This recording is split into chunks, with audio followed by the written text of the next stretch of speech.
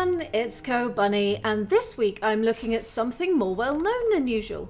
Reason being, it's an absolutely incredible game, and seeing as my purpose with these videos is to raise awareness of great games, I figured I'd show it off for those who might not be sure about it yet. So let's take a look at Stories: The Path of Destinies. Stories is a game which revolves around choices, chronicling the adventures of Groundhog the Fox through the last days of an empire.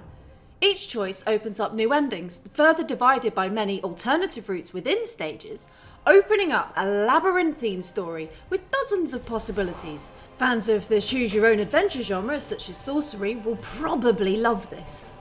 Gameplay is neatly divided into staged combat and puzzle platforming. The combat itself relying on player timing rather than complex combos. For instance, timing a shield grab with the hook and then a counter can turn the tables on an imbalanced situation. As you zip about through the stages, your exploration will be rewarded with ores and essences, which then translate into crafting new swords. The benefits of a new sword are twofold. Each sword has an energy meter which, when triggered, causes a status effect befitting the essence of the sword. For instance, my particular favourite, the fire sword, causes a burning debuff. When fully upgraded, sends out fireworks. The other function of the swords is to act as keys, opening up new areas, loot, and even quests. There are entire storylines hidden behind these doors, and there are so many of them. So much so, I downloaded a map in the end. The treasure hunting aspect to this game needs to be stressed. Stories is a game that remains very true to its adventure game roots.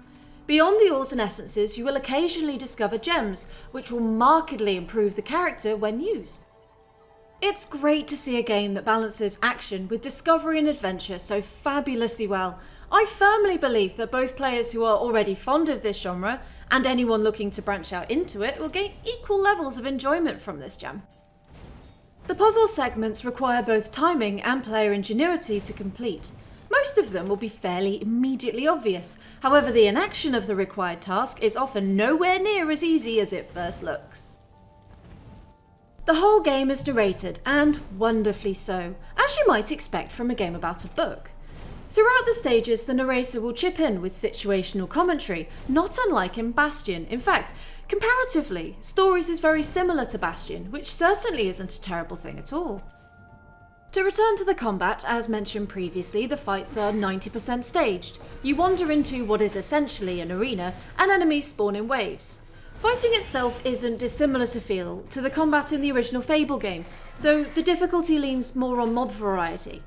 Each enemy will have one or two gimmicks which can be countered or otherwise utilised. Now, the game can get a bit repetitive from this perspective, as it allows very little deviation outside of the mob mechanics.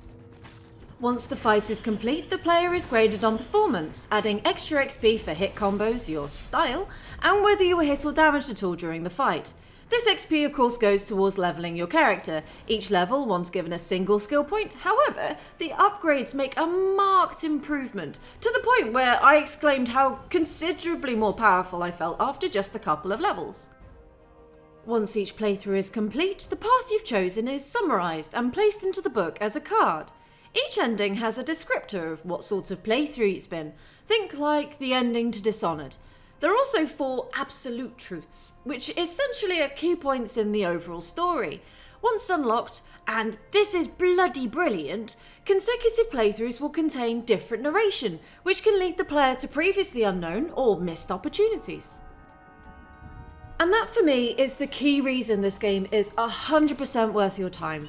I was dubious when I first encountered it that it would handhold due to the rather overzealous explanation of combat mechanics, crafting and so on. If you've not seen Igoraptor's video on Mega Man, go watch, I'll put a link. It covers why I hate that way better than I ever could.